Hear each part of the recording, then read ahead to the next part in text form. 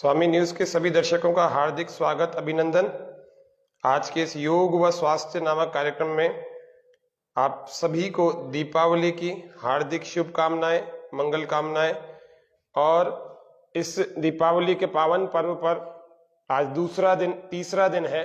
पहला धनतेरस, दूसरा चतुर्दशी का, तीसरा अमावस्या जिसको दीपावली कहते हैं। और आज चौथे दिन में हम हैं। ये 5 दिवसीय पर्व में चौथे दिन में हम दीपावली की राम के दिन ये योग व स्वास्थ्य का कार्य हम कर रहे हैं। आज के इस कार्यक्रम में हम जानेंगे कि गोवर्धन पूजा का क्या महत्व होता है। और मुख्य रूप से जो हमारा कार्यक्रम का शीर्षक है वो है देशी वर्कआउट। तो देशी वर्कआउट की आवश्यकता होती है। बहुत सारी मिठाइयाँ खा लेते हैं, तमाम तरह के और व्यंजन खा लेते हैं दीपावली में। तो देशी वर्कआउट कैसे होता है वो जानेंगे। गोवर्धन पूजा, गायों को बढ़ाना चाहिए। कल दीपावली का पावन पर्व था। इस देश के बहुत ही बड़े सन्यासी महर्षि दयानंद का, जिसको बलिदान समारोह कहते हैं, उन्होंने उस दिन, कल के दिन प्राणों का त्याग किया था। भगवान रामचंद्र जी को जोड़ करके दीपावली पर्व को देखा जाता है। प्रायः बहुत सारे प्रदेश में, बहुत सारी दुनिया में यही मान्यता है कि भगवान रामचंद्र जी दीपावली के दिन अपने घर को लौटे थे। भगवान कृष्णचंद्र जी का आज के दिन बड़ा महत्व है कि गोवर्धन का काम करते थे, गायों की रक्षा का, गायों को बढ़ाने का। स्वयं भी गोपालक थे। उन सभी का अगर गाय के भक्त के रूप में देखा जाता है तो भगवान कृष्ण को भी देखा जाता है। लेकिन वर्तमान में समस्या ये है कि अभी भारत जो है गो हत्या वाला देश हो गया है। इसीलिए लिखा भी है, देखो अपना कर्तव्य सोचो, गो हत्या रोको, ओह ऋषियों का भारत कैसा हो गया।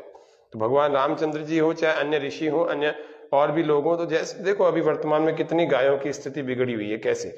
तो गायों की स्थिति भी सुधरनी चाहिए, तभी गोवर्धन हो पाएगा। और वो गायों की स्थिति सुधरेगी तभी जब गायों की रक्षा होगी, गायों का केयर होगी। गायों की रक्षा होने के कारण से, ठीक ढंग से जब गायों की स्थिति सुधरेगी तो हमारा स्वास्थ्य भी सुधरेगा। हमारा वास्तव में जो देश है, ऋषियों का देश, और भारत के महापुरुषों का, भगवान रामचंद्र जी का और कृष्णचंद्र जी का देश कहलाएगा। तब वास्तविक मायनों में, जिसको हम कहते हैं गो रक्षा या गोवर्धन, हो पाएगा। तो गोवर्धन वास्तव में होना चाहिए। केवल कहने से या त्योहार मनाने से बात हो नहीं पाएगी जब तक हम गो रक्षा के लिए अपना प्रयास नहीं करेंगे। तो हम सबको गो रक्षा के लिए प्रयास भी करना चाहिए। साथ में गो रक्षा के लिए जितने कार्य होते हैं उन सब कार्यों को करने का प्रयास करें, अपने अपने स्तर पर करें। देशी गायों के संरक्षण का काम करें, देशी नस्लों को बचाने की कोशिश करें कि कैसे देशी नस्लें बच सकती है गायों की। अपने को जानकारी भी होनी चाहिए देशी नस्ल कौन सी होती है, गिर, साहिवाल, राठी, और भी बहुत सारी देशी नस्लें होती है। 15-15, 20-20 किलो दूध देने वाली भी गायें होती हैं। तो कुल मिलाकर के आज गायों के बारे में थोड़ी सी चर्चा, थोड़े से विचार हमने रखे। अब हम देशी वर्कआउट जानने के लिए आज के कार्यक्रम को आगे बढ़ा रहे हैं। देशी वर्कआउट कैसा और कौन सा होता है, जिससे कि दीपावली की मिठाई में जो शुगर कंटेंट है, जिसको हम शर्करा या शक्कर या शुगर कहते हैं, वह हमारे अंदर डाइजेस्ट हो सके। क्योंकि आप सबको पता है ये सफेद चीनी बाजार में मिल रही है शक्कर के नाम से, ये बहुत घातक है, बहुत घातक।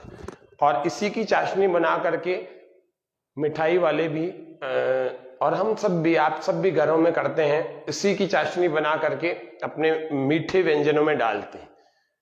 क्योंकि ये सल्फर से शुद्ध की हुई है, और उस सल्फर से शुद्ध करने के कारण से इसमें वो तत्व इतने केमिकल वाली बन जाती है कि हमारे अंदर अगर ये चीनी चली जाए तो हमारे शरीर के एनर्जी को तो घटा देती है, दूसरी क्या करती है, हमारे अंदर से कैल्शियम को मूत्र के जरिए निकाल करके बाहर ले जाती है। तो कैल्शियम अगर बाहर निकल जाएगा तो आप सोचिए, कैल्शियम के अलावा और भी पोषक तत्वों को ले जाते हैं। आप सोचिए हड्डियों में दर्द क्यों नहीं होगा, जल्दी क्यों नहीं थक जाएंगे, ताकत कैसे अनुभव होगी, क्योंकि कैल्शियम तत्व तो चला गया अपने शरीर से, थोड़ा थोड़ा करके रोज चला जाता है। इसीलिए सफेद शक्कर से थोड़ा बचें, खांड का प्रयोग करें, या बिना सल्फर से शुद्ध की हुई, बिना सल्फर से प्रोसेस की हुई शक्कर का प्रयोग यानी चीनी का प्रयोग करें।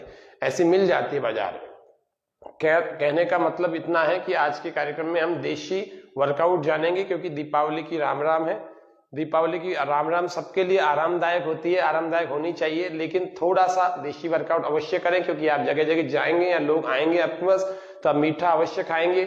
डायबिटीज वाले तो चलो कंट्रोल कर लेते हैं, लेकिन फिर भी आप इस बात का ध्यान रखें कि शरीर में वो उतना वर्कआउट हो जाए कि उतनी कैलोरीज, उतनी शुगर और उतने दूसरी चीजें सारी बर्न होने के लिए या मेल्ट होने के लिए या एब्जॉर्ब होने के लिए या कंज्यूम होने के लिए अंदर की स्थिति बन सके, शरीर में कुछ प्राकृतिक गर्मी पैदा हो सके। अभी ज्यादा देर नहीं हुई, 10 बजने से पहले पहले ही हम कर रहे हैं, तो कर सकते हैं।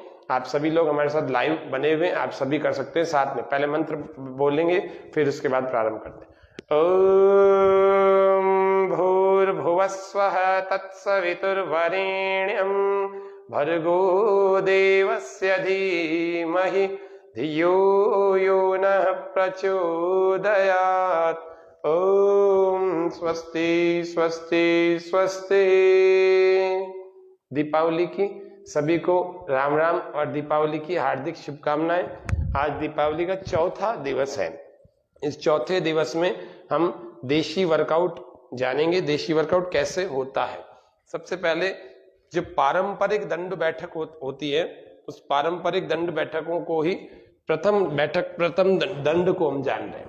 तो प्रथम दंड का मतलब ये होता है, पहले बैठने की स्थिति हमें पता लग जाए तब तो पहली दंड हम करेंगे। तो बैठने की स्थिति ऐसी हो जाए, इसको कहते हैं विश्राम। विश्रम का जब आदेश दिया जाता है तो ऐसे आ जाता है, और फिर उसके बाद इसको सज्ज यानी कि सावधान का आदेश दिया जाता है तो ऐसे हो जाता है। एड़ियां जमीन से लगे ऐसा प्रयास करना है, और विश्रम, फिर सज्ज, फिर विश्रम। ये हमें पता होना चाहिए कि हम कैसे सावधान और कैसे विश्राम, यानी तैयारी की स्थिति में और विश्राम की स्थिति में कैसे आए। अब चलते हैं पहले दंड की ओर। कुछ दंडों को आज जानेंगे, सारे नहीं जानते। कुछ दंडों को जो आप सहजता से सभी लगा सकते हैं, धीरे धीरे लगाइएगा। श्वास भर के जाएंगे और श्वास छोड़ने के पूरा वापस आने के बाद श्वास छोड़ेंगे। चलिए प्रारंभ करते हैं पहले दंड यानी कि साधारण दंड से। श्वास पूरा भरें, 1 2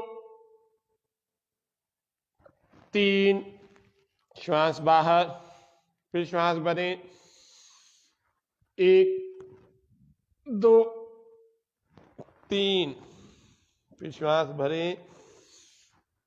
देखो शरीर का कोई हिस्सा जमीन से नहीं लग रहा। 2 3, दोनों में, एक दोनों में कोई नहीं लग रहा जमीन से हिस्सा कोई शरीर का। 1 2 3,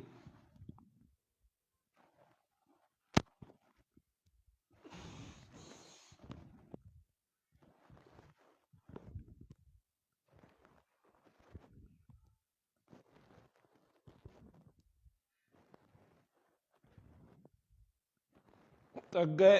विश्राम, श्वासें लंबी लंबी भरें, छोड़े।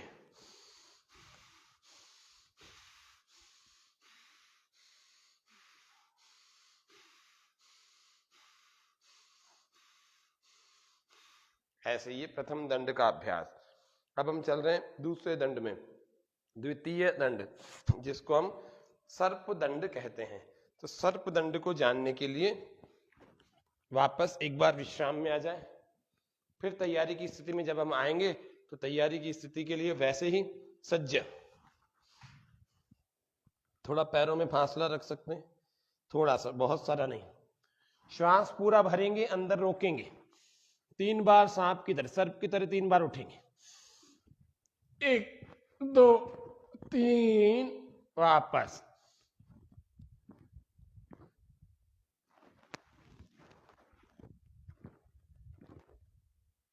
तो वापस आ रहे, श्वास बाहर।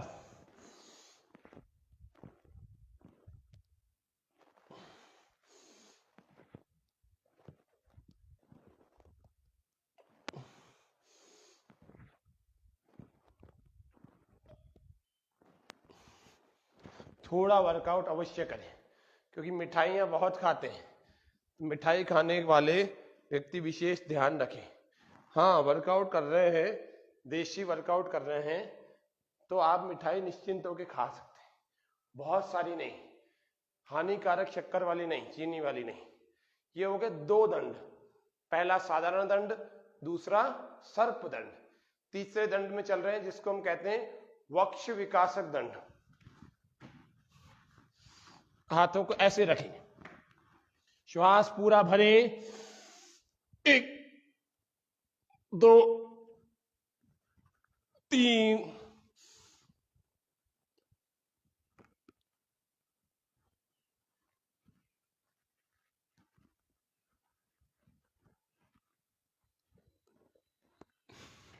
ये 10 दंड लगा दिए। उतना ही चौड़ा रखें हाथों को जितना हमारा चौड़ा है सीना, बहुत ज्यादा ना रखें, बहुत कम भी ना रखें। ये 10 दंड लगाए। फिर 10 दंडों को फिर देख लेते हैं इसी के। इसको कहते हैं वक्ष विकासक दंड या तीसरा दंड है।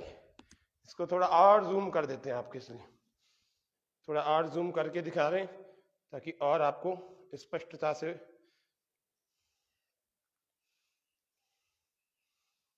पूरा क्लियर होकर के दिखेगा। वक्ष विकासक दंड, ये विश्रम। अब इसको तैयारी के लिए आते हैं। दोनों हाथ ऐसे, श्वास पूरा भरें। आप एक श्वास में भी कई सारे दंड लगा सकते हैं।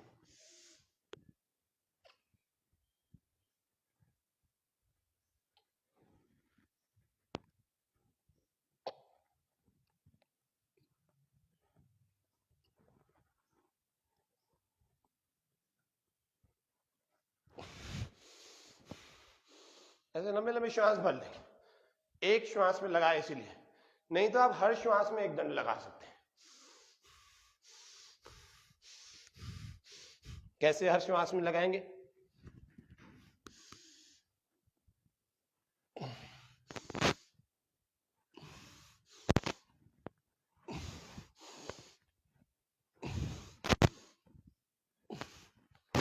ऐसे एक एक श्वास में एक एक दंड, 5-5 दंड हमने लगाए। पांचों दंडों को हर श्वास अलग अलग श्वास के साथ लगाए।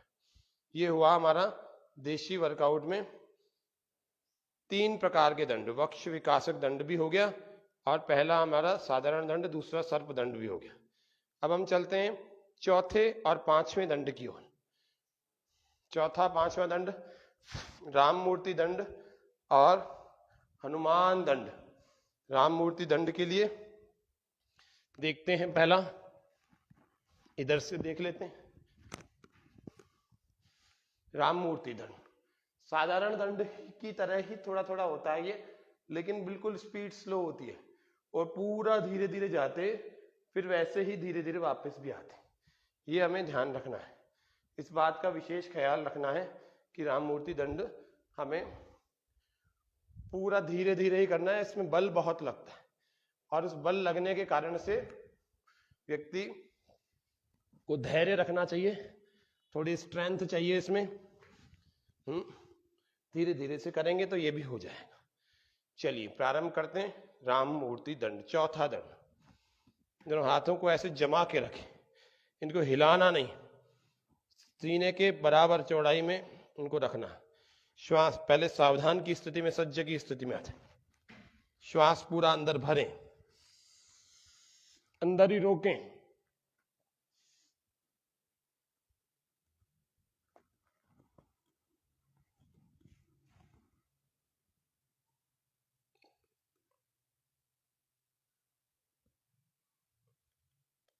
वापस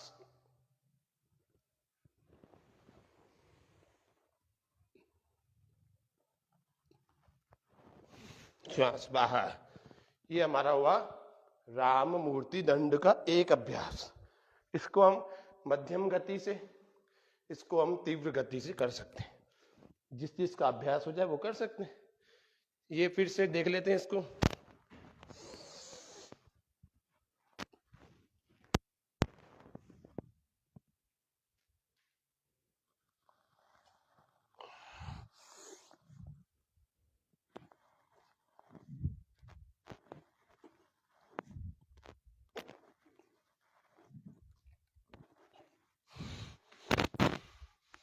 ये हो गया राम मूर्ति दंड।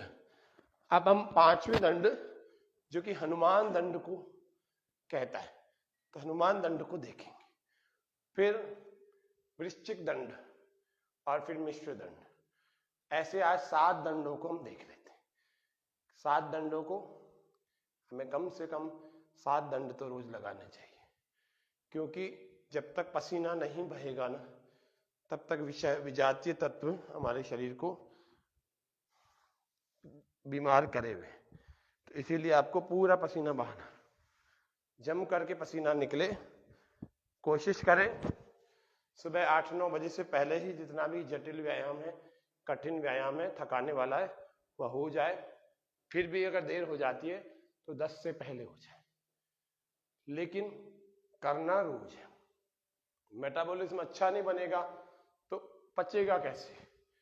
और लेकिन खराब चीजें भी नहीं करनी।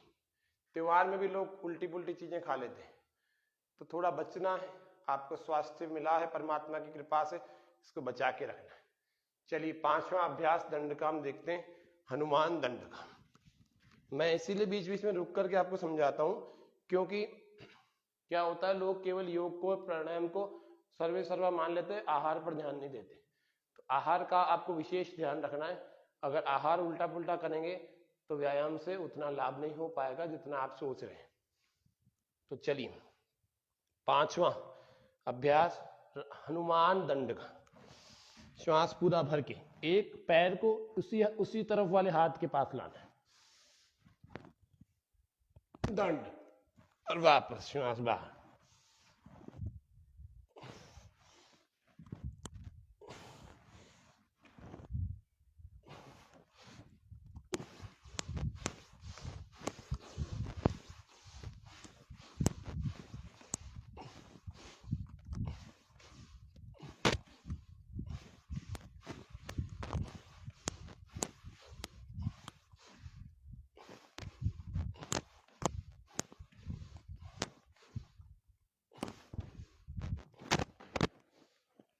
यह है हनुमान दंड का अभ्यास। अगला अभ्यास जिसको हम कहते हैं वृश्चिक दंड, फिर मिश्र दंड। इन दोनों को और देख लेते हैं।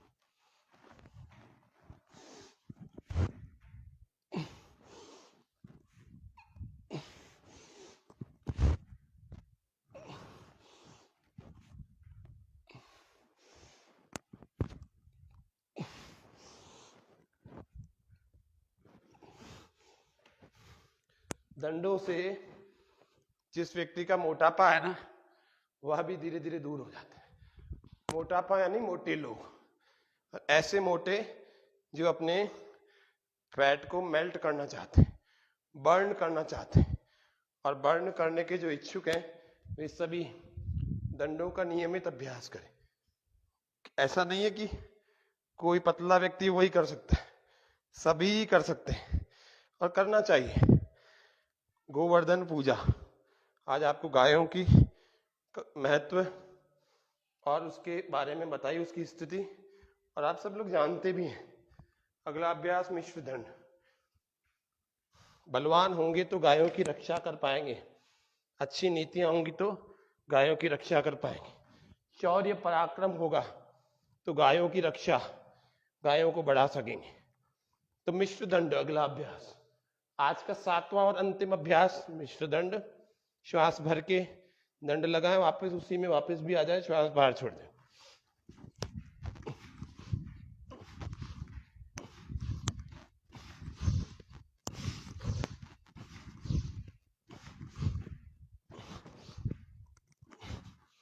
ये हो गया मिश्र दंड। फिर बैठकों का अभ्यास हम जान रहे हैं। बैठकें भी हमें दंडों के आधी संख्या में करनी चाहिए। ये दंड का अभ्यास हो गया। अब हम देख रहे हैं बैठकें कैसे होती हैं। कुछ बैठकें भी आवश्यक रूप से आपको करनी है। वो कैसे होती हैं देख लेते हैं। 3-4 बैठकों को जान लेते हैं, कौन कौन सी बैठकें हमें करनी है। आइए, सबसे पहले साधारण बैठक, फिर पहलवानी बैठक,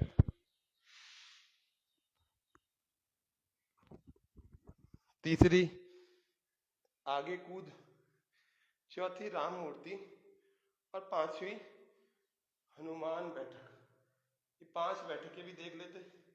सभी को 3-3, 2-2 बार, 1-1 बार लगा लेते हैं, जिससे कि हमें दंड बैठक यानी कि देशी वर्कआउट का फॉर्मूला पता लग जाए। तो देशी वर्कआउट बैठकों के बिना पूरा नहीं होगा। चलिए पहला अभ्यास, श्वास भरें, थोड़ा झुकें, इतना इतना बैठे, एड़ियां ऊपर और इतना बैठे, इतना गैप होना चाहिए। ये नहीं कि आप पूरा बैठ गए, ये नहीं कि आप इतना ही है, ऐसे नहीं। एक श्वास बाहर वापस, दो श्वास बाहर वापस,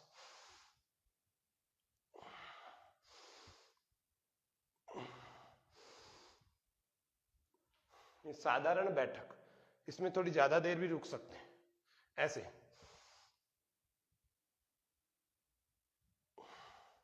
अब है पहलवानी बैठक। तो पहलवानी बैठक कैसे होगी? 3 बार नीचे जाकर के वापस आएंगे। श्वास भरें,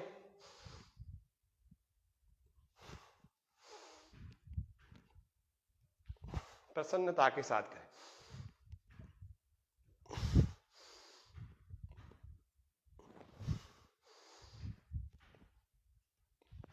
तीसरा अभ्यास, जिसको हम आगे कूदने वाली बैठक कहते हैं।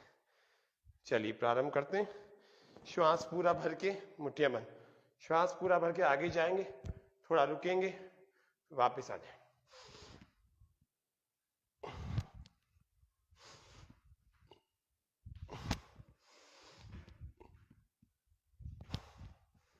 ये हो गई 3 नंबर। 4 नंबर को देखते हैं, राम मूर्ति बैठक।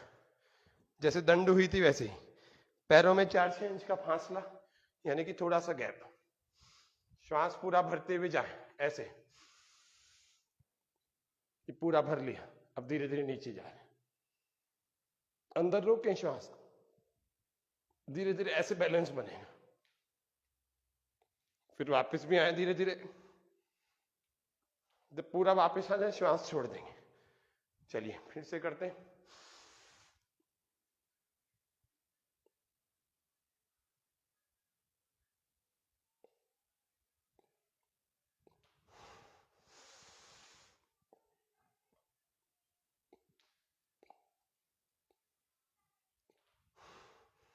और 5वीं हनुमान बैठक। श्वास पूरा भर के एक तरफ, श्वास छोड़ के वापस, पूरा बैठने की कोशिश करें।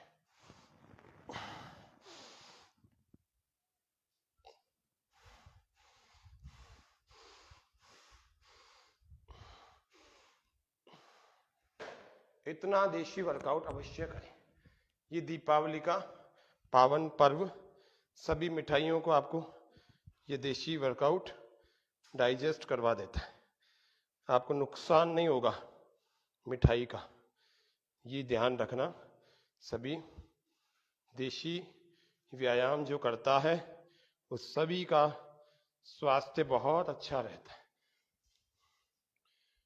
रोज करना है, प्रतिदिन करेंगे तभी जाकर के कुछ विशेष लाभ होगा। प्रतिदिन नहीं करेंगे तो आप अस्वस्थ हो जाएंगे, बीमार हो जाएंगे। बीमार व्यक्ति त्योहार कैसे मनाएगा? तो आज के इस कार्यक्रम में हमने दंडों का और बैठकों का अभ्यास जानकर उसको देशी वर्कआउट के रूप में जाना। आजकल एक शब्द बहुत चल रहा है, वर्कआउट। देखो कैसे पसीने से तर पूरे वस्त्र भीग गए। ये आप भी कर सकते हैं। युवाओं को 2-4-5 आसन सिखाओ ना, तो उनको लगता है कि हाँ कठिन चीज बताओ। तो कठिन दंड बैठकों में लगाओ, खूब मेहनत करो। कल हम कठिन आसनों का अभ्यास सिखाएंगे।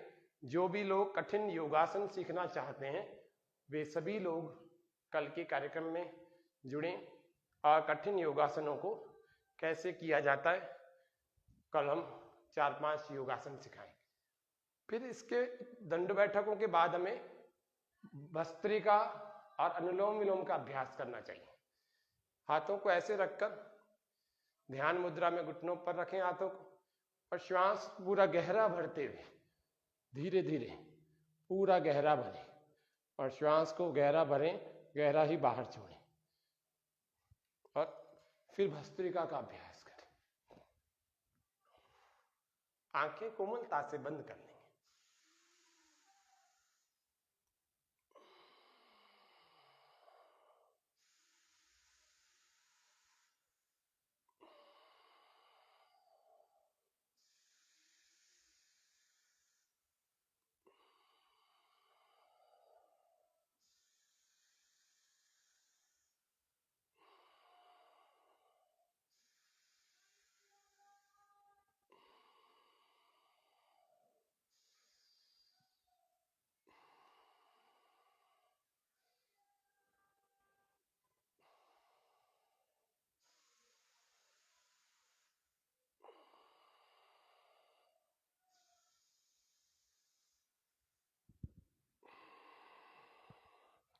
धीरे धीरे भरना है और पूरा भरना है, धैर्य के साथ भरना है, जल्दबाजी मत करना।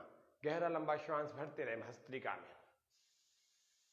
जिन्होंने दंड बैठक लगाई है ना, वो सभी अपने अपने हाथों, अपने भुजाओं, अपने वक्षस्थल, अपने कंधों और पीठ, कमर, सबको धीरे धीरे हल्के हाथों से सहला ले।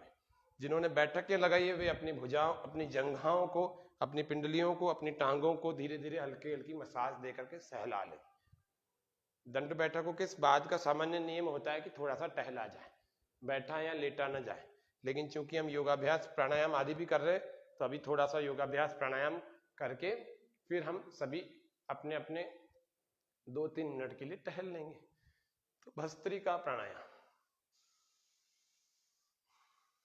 अभी बहुत आवश्यक है। जो लोग, युवक युवतियां अपने शरीर को बलवान बनाना चाहते हैं, वो प्रतिदिन दंड बैठकों का अभ्यास करें और दंड बैठकों के अभ्यास के थोड़ी देर पहले अपने शरीर की मालिश करें, अच्छे तेल से करें, जिसको हम ऑलिव ऑयल कहते हैं, जैतून का तेल, उससे अपनी मसाज अवश्य करें। उसके बाद योगाभ्यास करें। और अगर पहले नहीं कर सकते हैं तो बाद में करें योगाभ्यास के बाद। लेकिन क्योंकि पसीना आ जाता है ना, फिर समस्या रहती है, हो नहीं पाती मसाज। इसीलिए योग करने से, दंड बैठकें करने से पहले अपने शरीर को थोड़ा थोड़ा तेल लगा करके उसको लुब्रिकेशन दे देने। चलिए, ये भस्त्रिका का अभ्यास हो गया। इस भस्त्रिका के नियमित अभ्यास के बाद रोज आपको कम से कम ये 3 से 5 मिनट करना ही चाहिए, जिससे कि फेफड़े एक अच्छी स्थिति में आ सके, एक स्वस्थ स्थिति में आ सके। अब हम दूसरा अभ्यास कर रहे हैं, जिसका नाम है बाह्य प्राणायाम। श्वास को बाहर छोड़ते हैं और बाहर ही रोकते हैं। जब श्वास बाहर छूटता है तो उसको कहते हैं बाह्य कुंभक, और जब बाहर रुक जाता है तो उसको बाह्य कुंभक की स्थिति कहते हैं। और पहले छूटने की बात रेचक और बाहर रोक करके रखते हैं, उसको कुंभक कहते हैं, यानी कि बाह्य कुंभक। फिर मलमूत्र के द्वार को भीतर अंदर की तरफ खींचते हैं और पेट को अंदर की तरफ चिपकाते हैं। वो कैसे हो सकेगा? सिद्धासन हो जाएगा। सिद्धासन कैसे होता है? सिद्धासन के लिए आपको एक एड़ी को अपने गुदाद्वार से लगाना होता है। जब एक एड़ी आपकी गुदाद्वार से लग जाएगी तो सिद्धासन लग जाएगा। कैसे लगता है देखिए, ये एक एड़ी आपकी एनल पार्ट से, एनस से लग जाएगी, ये लग गई। अब दूसरे पैर को उठा करके आपको इसके टकने को दूसरे टकने से छुआना है, ऐसे लग जाएगा। और फिर ये अंदर ऐसे सेट में है और दूसरा वाला ऐसे बाहर निकला है। ये हम बैठ गए, थोड़ा सा और आगे देख लेते, आगे आ जाते हैं। इसको हम कहते हैं सिद्धासन। इस सिद्धासन में बैठने के बाद बाह्य प्राणायाम आराम से हो जाता है। तो करते हैं बाह्य प्राणायाम का अभ्यास। श्वास को पूरा का पूरा बाहर निकाल देंगे। आपको थोड़ा और पीछे होकर दिखाते हैं, जिससे कि आप पेट की स्थिति भी देख पाए। श्वास पूरा बाहर बाहर रोक देंगे और फिर पेट को अंदर की तरफ खींचते हैं, ऐसे देखो।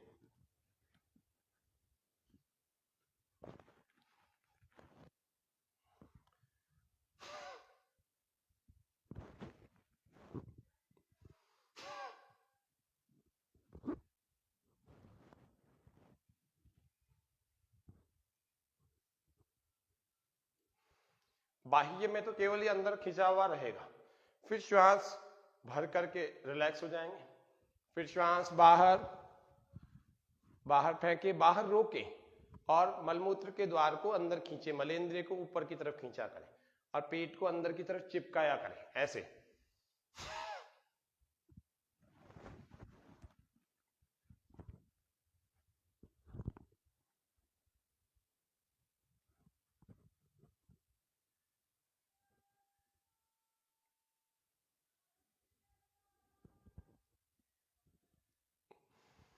और फिर अग्निसार का अभ्यास करें। ये 3 से 5 बार बाह्य प्राणायाम प्रतिदिन किया जा सकता है। फिर अग्निसार, श्वास बाहर फेंकें, बाहर ही रोकें और पेट को अंदर खींचें और छोड़ें, यानी उड्डयन बंद को आपको लगाना है, छोड़ना है, ऐसे।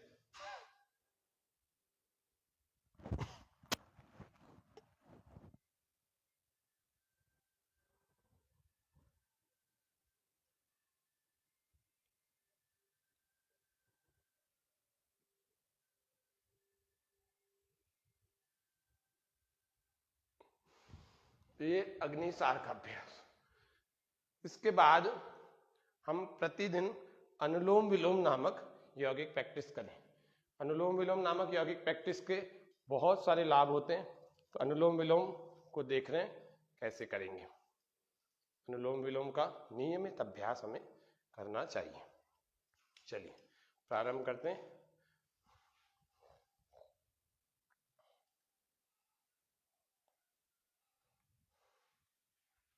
अनुलोम विलोम।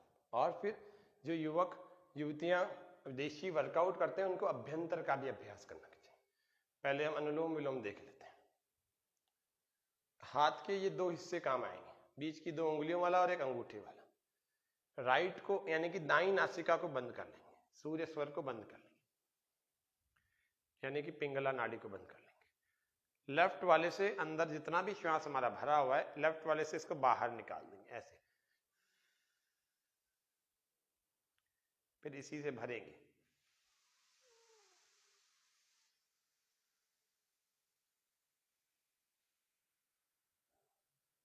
फिर इसको बंद करके दूसरे से बाहर धीरे धीरे।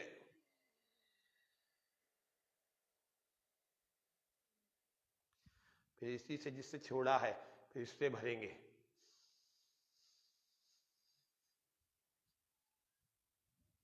दूसरे से बाहर।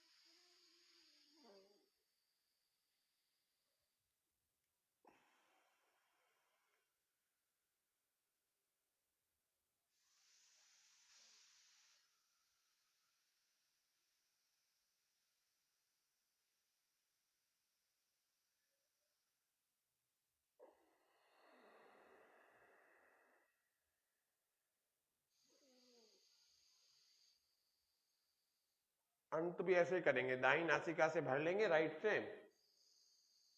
और लेफ्ट से बाईं नासिका से बाहर छोड़कर विराम देंगे।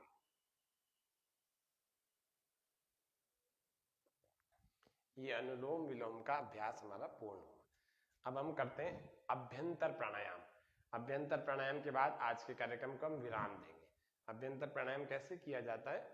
पहले पूरा श्वास भरते हैं, अंतः कुंभक यानी अंदर ही रोकते हैं, थोड़ी से कंठकूप को ऐसे लगा देते हैं, तो ऐसे इसको जालंधर बंद कहते हैं, वो कर लेते हैं। तो श्वास पूरा भरें, अंदर भरें और भरें,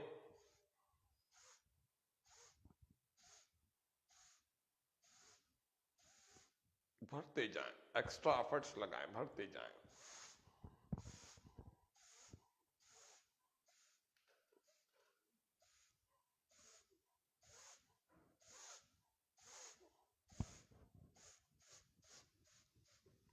भर करके अंदर रोकें।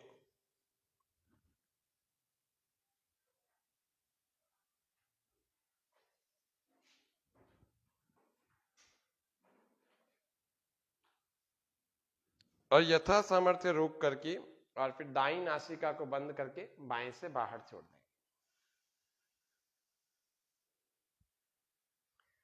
ऐसे अभ्यंतर प्राणायाम का नियमित रूप से आपको अभ्यास करना चाहिए। तो आज के कार्यक्रम को हम दीपावली की राम राम वाले आज विशेष कार्यक्रम घर पर ही देशी वर्कआउट करें, इस कार्यक्रम को यहीं विराम दे रहे हैं।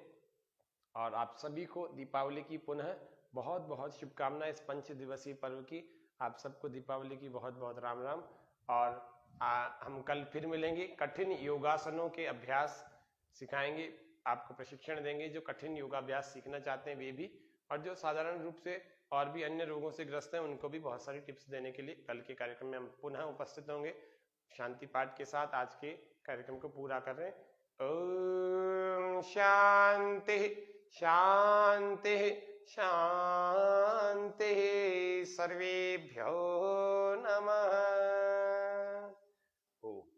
तो आज हमने विशेष रूप से देशी वर्कआउट को जाना। मिठाइयों से आप बचें, नहीं बच सकते हैं तो आप जो भी मिठाई खा रहे हैं उसको मेल्ट, उसके शुगर को, इन सभी द्रव्यों को जो भी हैं उनको कंज्यूम करने के लिए बॉडी में आपको जरूर वर्कआउट करना चाहिए। आज के इस कार्यक्रम में हमें जाना भी है और दीपावली सुरक्षित ढंग से मनाएं। कल हम फिर से दीपावली के 5वें विशेष कार्यक्रम को लेकर के आएंगे। तब तक के लिए करें योग, रहें निरोग। ओम शम। आप सभी का बहुत आभार, स्वामी चैनल का भी बहुत बहुत आभार। ओम।